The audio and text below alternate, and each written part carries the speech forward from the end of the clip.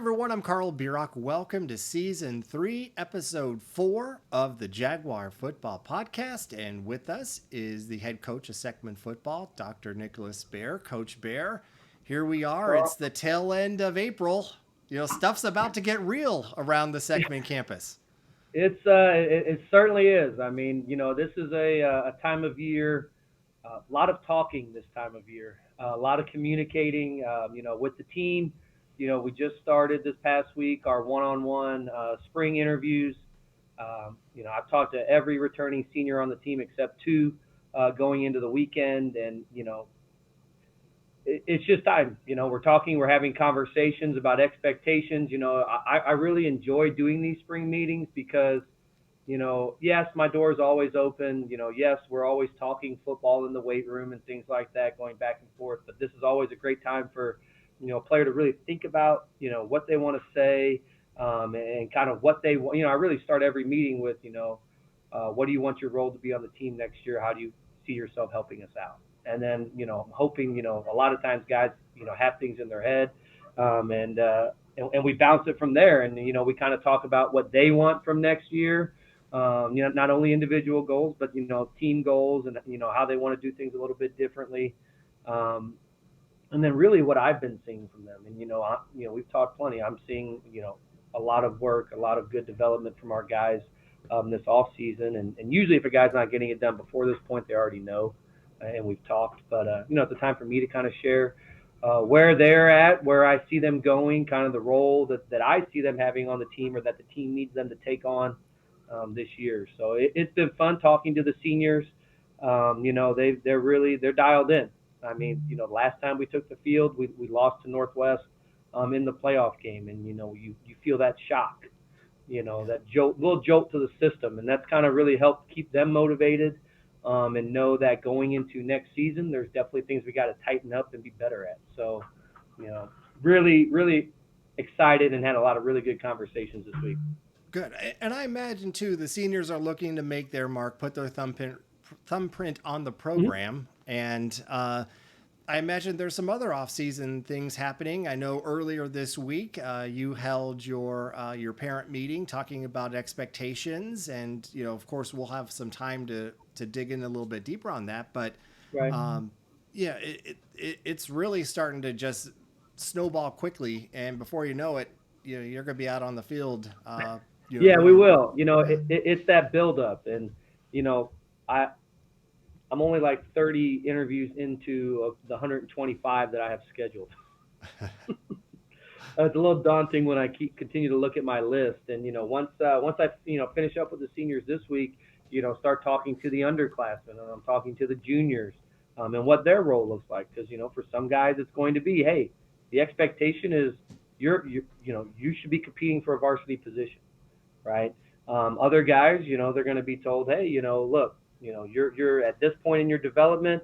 You may not be starting this year, but you're putting in the work every rep, every practice to get as many JV reps as you can to potentially help us out and take on a role senior year. And then we get into talking to our upcoming sophomores or our freshmen, and a lot of guys maturing. Still waiting on a few guys to really take over that maturity piece. And like I said this a few times, kind of the best thing that ever happened to freshmen on our football team is that I taught Algebra 1, which is a freshman math class, for 8 years. So I have developed that callous, that patience. But this is the time of year where, really expect these guys to start taking a step forward. I don't want to see them in the bathrooms. I don't want to see them in the hallways. I don't want to see them getting written up. I want to see them start doing the right things. And if they can't, well, then I'm moving on to the next person, because I really do think we have a good core, solid group there, and I'm not going to let it really be contaminated by guys that aren't interested in really following our standard and getting in line. So no matter what the talent level they have, I mean, that's just the reality. And then, going along with that, next Monday, starting up our incoming freshmen and setting the standard and getting going with a whole new group. So it's certainly busy time. Yeah, no doubt about that. And on previous podcasts, you talked about how important it is, when they're first coming into the program, to understand the Seckman way and those expectations. Mm-hmm. So it sounds to me having those conversations really sets the tone early in the off season. So that way, when it comes time for, playing for, the position on the depth chart and contributing perhaps on a Friday night or maybe on a Monday, they're fully aware of what the expectations are. Yeah, and we're fortunate enough. I'm going to be going into my. And I talked a little bit about this at the parent meeting last night. I'm going into my 8th year as head football coach. I mean, time flies. I mean, I've been coaching. This will be my 16th year coaching at Seckman. But going to my 8th year, it's that continuity. We have set a standard. Players, parents know what to expect when they get here. We can point to guys who have had success in our program. And it's really one of those things where that comes into play. I told everybody last night, there's about, I think we've talked about it before, an average of about 65 to 70 head coaching changes in the state of Missouri every year. So since I've taken over, going on 7 years, that's over 500 different coaching changes, and different people coming into programs and trying to change things. So us having the luxury of already having a standard and knowing what to do, then that's one way. We're able to kind of feed it to the freshmen a little bit easier. I don't have to sell it as much because it's been proven it works. So looking forward to it. Yeah. Well, Coach, last podcast we were talking about records, and you kind of touched upon it in your last statement there. So over the last couple of years, the program has been very competitive, made the postseason, and just exits in the postseason a little bit earlier than we would all like. But just again with you think about, I don't want to call it the maturity, but just for how long Seckman has been around. It seems like the tides have, the winds are changing here. Yeah, when you look at, I think it's probably about 26, 27 years of Seckman football, and everybody knows, when the program was starting out, I mean, brand new school, no youth league, no real foothold. It took us a long time to really get going, really get started. And I look at a couple of those seasons on here. That 2006 when we went 5-5, and Coach Josh Freeman, he was my head coach. I mean, I can remember. I mean, we partied. I mean, we went Seckman went 500, and it was just I was kind of there when everything really started to catch steam, and then you see I kind of followed in 2009, 2007 with the 4 and 6, and then was an assistant coach here for a while, and we were still kind of having that struggle. I mean, the schedule wasn't doing us any favors, with the Kirkwoods and the Eurekas of the world. We couldn't get any momentum, and then Coach Doug Baker came in and kind of really hit the reset button on a lot of things. And his last year we were able to go 6-4, and I would say that's kind of really when the Junior Jaguar program started working right around that year. I don't have the exact date. But then, you could clearly see where having players grow up playing Junior Jaguar football, being a part of our community, has really helped us, find success here these past 5 or 6 years. Yeah, it's great. It's so good to see. And, certainly it's the hard work that everybody's putting in to get that going off the ground. And so, along those lines, we were talking more offense on the last podcast. We're going to talk a little bit more around defense. And you see the names there on the screen, and just, again, some familiar games. And it's hard to imagine, Dylan against Fox last year, 24 tackles in one game. That's it's fun for me to kind of really look at these games and kind of go back and the single game records that we have. I mean, those are very fresh in my brain. When you look at a couple of the games that Dylan had this year, when we're playing Fox, we kind of had him in the middle of that Mike Backer, and he was taking on fullbacks. And I mean, basically, we needed all 24 of those tackles to win the football game, and what he was able to do, obviously, in that Oakville game as well. And then, you run into some old names, from very recent past, like the Jaden Ashlocks of the world, the big 2022 SLU game in the playoffs. I mean, I think that might be the record for a playoff game. And then actually, a couple guys on there from my playing days, Justin Hamrick, he was a senior linebacker when I was a junior linebacker. He was a 3-year starting linebacker here at Seckman High School. Big dude, 6'2", 220, chiseled up, Abercrombie model type dude.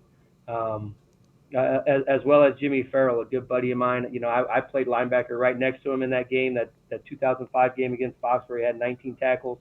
I had 15 in that same game, and I remember that being a back and forth. I'm pretty sure we lost by 1 touchdown in that game. There was a lot of runs. There's a lot of running the football in that game. It's a lot of opportunity, and it's fun to kind of go back and look at these, games each time, and each one of these guys are great players. I mean, you go all the way down to number 20, Daniel Ray. That's 14 tackles as a defensive lineman. So, that's pretty tough to do. And, Dean Meckel in the Valley Revenge game in 2023, I was just talking about this with a couple guys yesterday, how much that game actually meant starting the 2023 season after losing to those guys in the previous year and having that game at home and just basically, and, for lack of a better word, dominating what is a very prominent program in that game. So, a lot of memorable moments, a lot of memorable games, and proud to be able to recognize these guys in our locker room. Yeah, so incredible stats, individual efforts, and then you just think about the totality of how those folks are playing, and you see then the single season tackle leaders, just incredible numbers there, Coach. Yeah, I mean, you get a lot of familiar faces. Obviously, if they're having big games like that, all these guys. I'm looking up and down here. Basically, were linebackers. Edzu Franzak, 2015. I think he might have. I know I just saw him in the paper. I don't want to say he's a rocket scientist, but I just saw him in the paper a couple months ago, Edzu, and he's doing very well. I wish I remembered what he was in the paper for, but he's a lot smarter than me. As far as what he's doing now, Justin Montgomery, 80 tackles there. He's a defensive lineman. He's actually one of the guys. He's actually went and played 4 years at Missouri Western, and one of the few guys that has completed 4 years of college football for us. So, seeing a lot of guys up there. The Dylan Lappies, the Jay Nashlocks, the Kurt Frischmans. He actually, if you want to say, he's the only Seckman football player to ever play professional football in Germany. Gotcha. He played pro football in Germany for a while. Graduated. It's not on the top of my head, but he graduated from a D3 school, played all 4 years, grown man. When you look at these pictures of these guys when they graduate college, it's like, geez, these were some big dudes. So, obviously, all these guys, great football players, and, very memorable years for them as well. Yeah, for sure. And this one I always liked because you would put these in your wrap up emails of the week that would come out on a Sunday, and it's just it's hard to fathom that most of these, if not, I'm trying to do the math here real quick, like most of these teams we have a losing record against all time. Yeah, I mean, you go back, like I said, 26 years of football, and the schedule's turned over a few times with different teams, and the two teams we've played the most, Northwest and Fox. We're as much as you've won 5 in a row against Fox, that still only gets us to 8-16. We had a good little slate there against Northwest. Obviously, we could have brought it to even there. All right, with those guys, the last time we played, now this year we'll have to wait for an opportunity in the playoff. But even a team like Oakville, we've actually beaten them 9 times in a row. So previously, before 7 years ago, we were 0-9 or 0-11 against them. We'll see those guys in week 1, and a school on here that you see, University City. Last time we played them, and it was in 2023. Kind of a program we've outgrown, right? When you look at the Parkway South, another program we've outgrown. Melville, a program we've outgrown. DeSoto, I don't, really see us ever kind of playing them in the future either, just because they're Class 4 and we're now a Class 6 school. So, when you add it all up, sometimes it's just not that much. And, hopefully, I've got another 15 years to go. So hopefully we can add, at least 10 to a lot of these numbers. Yeah. I mean, I can't imagine we beat Fox for the next 15 years in a row. That would be fantastic. But statistically, probability, I mean, when you go back to just everything it took to get it done this year.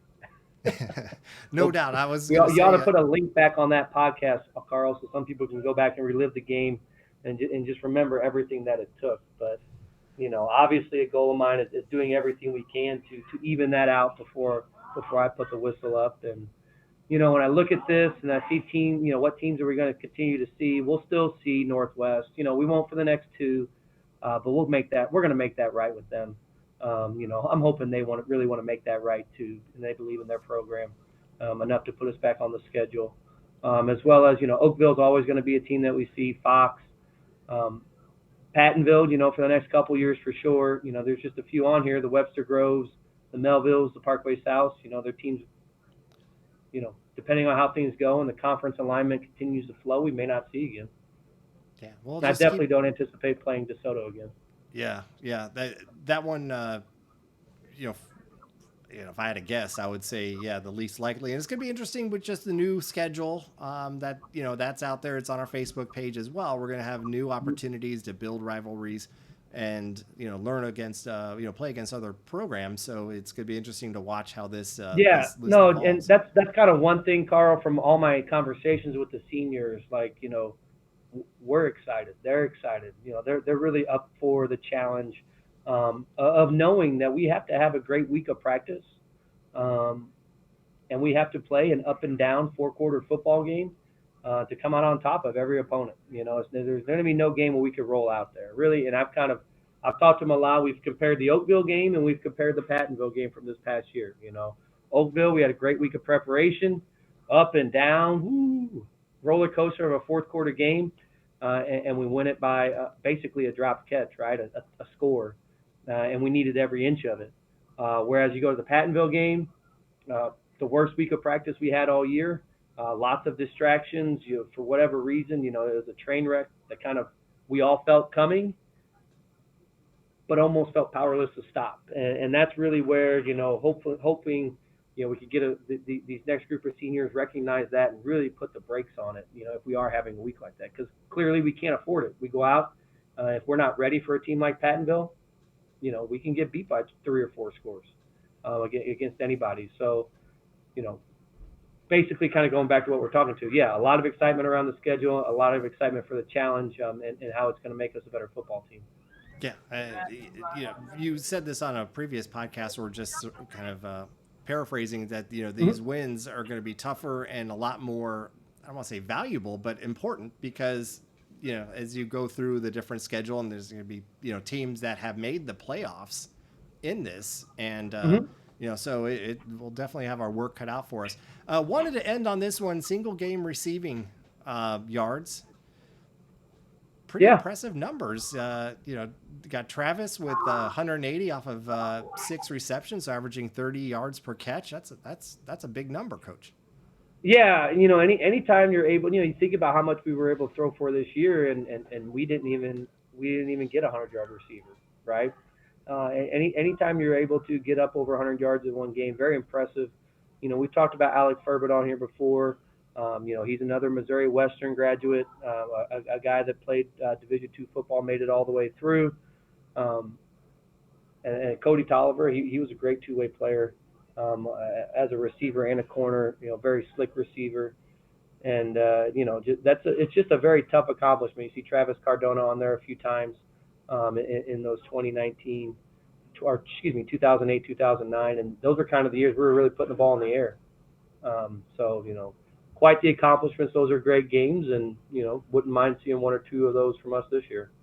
Yeah, I imagine so. And it's just nice to watch the evolution of Seckman football. And so, Coach, appreciate you walking us through some of these records, and we'll have a little bit more on the next podcast that we'll go through. But wanted to remind everybody, and gosh, my camera's not showing up there. I promise I'm there in the box. But we do have our youth football camp. That registration is open, Coach. So was wondering if you could tell us a little bit about the youth camp.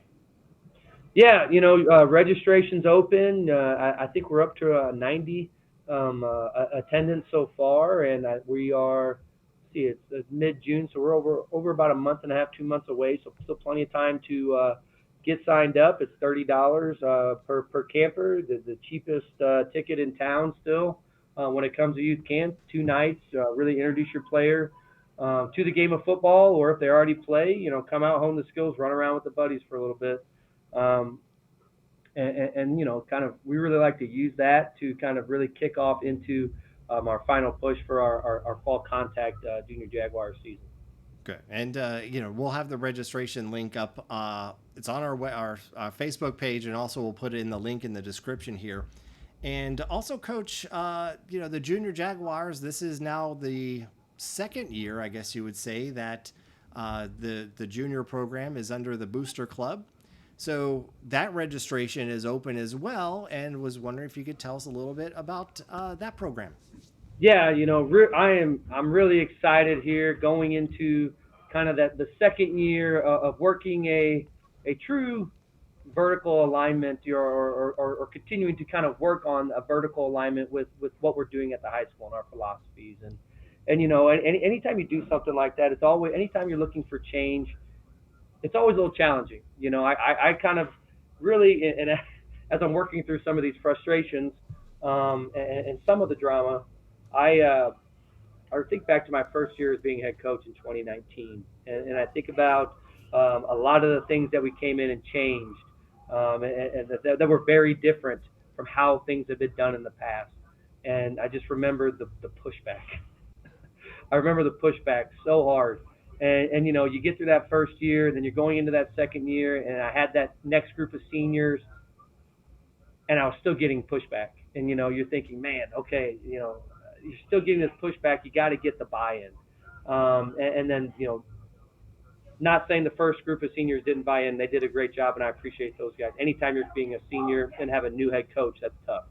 But yeah, going into that 2020 season, getting those seniors to truly buy into what we're doing really helped us out. And then now, it's just what we do, right? It's what we do here at Seckman Football. There's no surprises. This is our philosophy. And I'm trying to really draw a parallel with that to kind of the youth program. Last year, already a very solid youth program. Already been running for 7 years, doing a lot of good job. But we recognized some areas we wanted to be better at, and so what we did, we made changes and what we felt like would be better for Seckman football in our community, and a lot of things that mirror what we're already doing at the high school and what these guys are already going to do when they get here. And so making the Junior Jaguars a safe place for students can come, or youth in our community can come and learn the game and fall in love with the game. And some of those changes not everybody's happy about, right? Going into year two, we're still kind of finding ourselves in that situation. Not quite really. It's so different from what we're used to. We've been in the program 4 or 5 years. This is still just so different. But we're working through it. And after that, my hope is, and after this season, this just becomes what we do. This is all that the third grade parents know. This is all that the fourth grade parents know. This is how Junior Jaguars operates. And I really feel like, once we come fully together, and we have, it's always just a couple eggs in the bunch. That's why you check the carton before you buy it. That are kind of really trying to hold us back, but we're ready to move forward. And really just kind of make this what we do. So I'm really excited going into this second year to even make it more aligned and have a better year.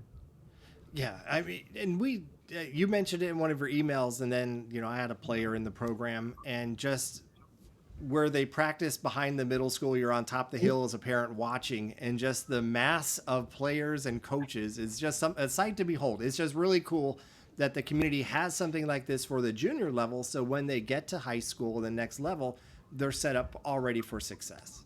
Yeah, I mean, it's about building a true sense of community, a Seckman community, and making these, or having an opportunity for these kids to fall in love with the game, have an opportunity to play it, so they want to continue doing that when they get to the high school. And yeah, I mean, one of my favorite things is to see all 190 down there on that middle school field practicing, coaches working. I mean, who wouldn't love that? Yeah, it's certainly a sight to behold. And, Coach, as luck would have it, with the timing we recorded our last podcast, we just missed out on a viral video coming out of Southeast Missouri. Mm-hmm.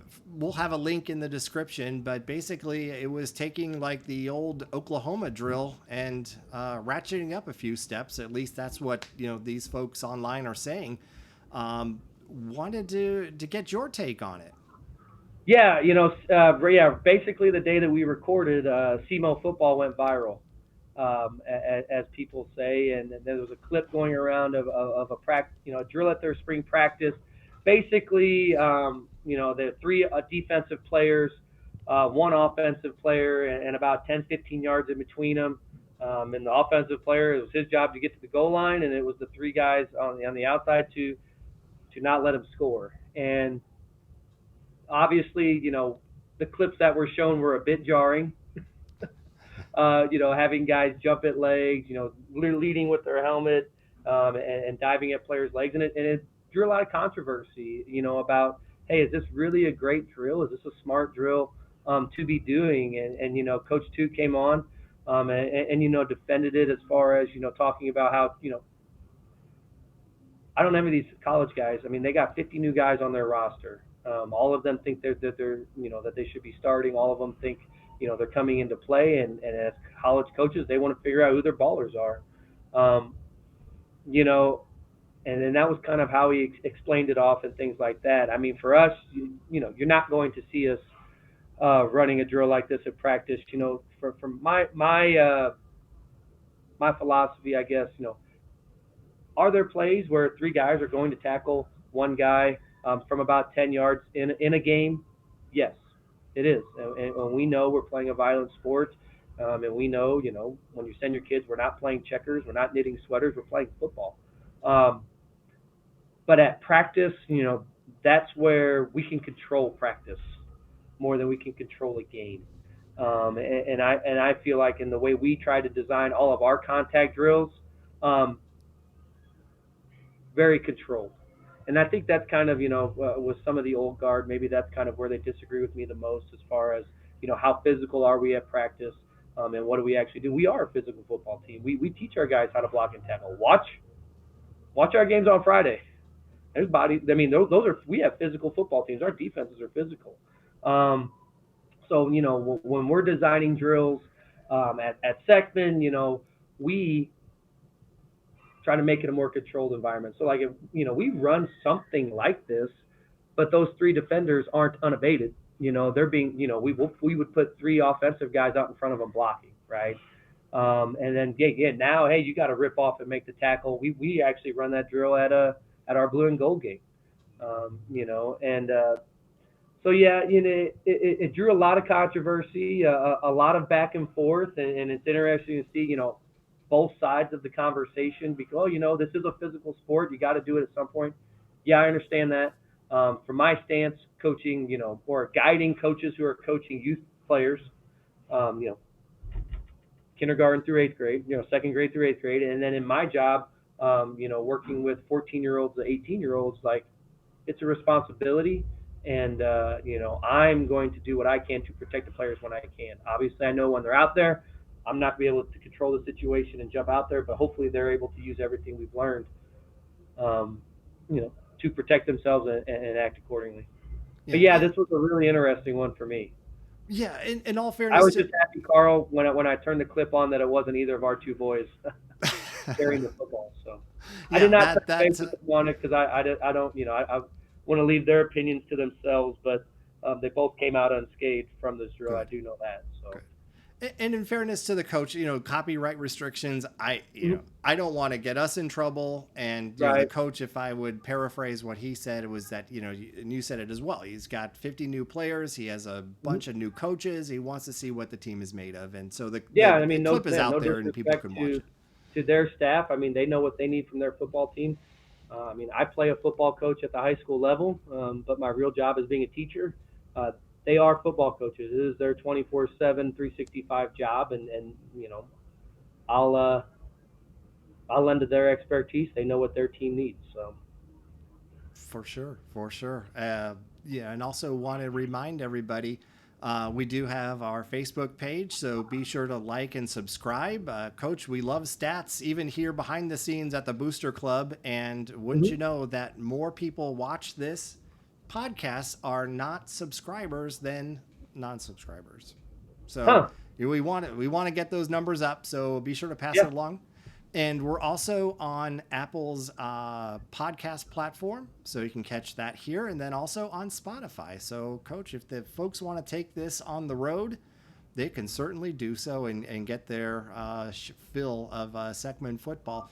And so that leaves us with time here, Coach, and we covered a lot, talked about the offseason and your conversations with the players and expectations for next year, and we even dug into a little viral postings here, but wanted to give you the floor and take us out this afternoon.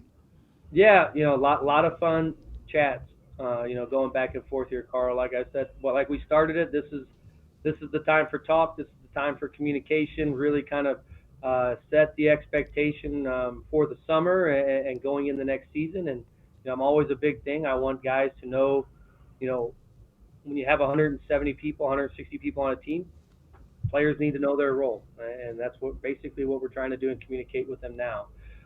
Sent an email to all the parents today about our parent meeting last night. If you weren't able to come,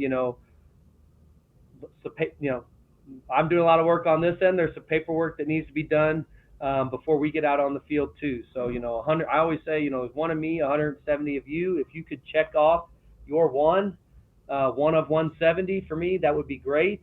As far as filling out the new final forms system for our physicals, supporting our booster club, and then obviously making sure your player shows up when they need to be. So everybody has, my door's always open. My inbox is open. Email me any questions, and happy to get everybody on the same page. All right. Sounds good, Coach. And we thank you for your time, and we appreciate everybody watching today. And we will catch everyone on the next one. Perfect. Bye-bye. Thanks, Carl.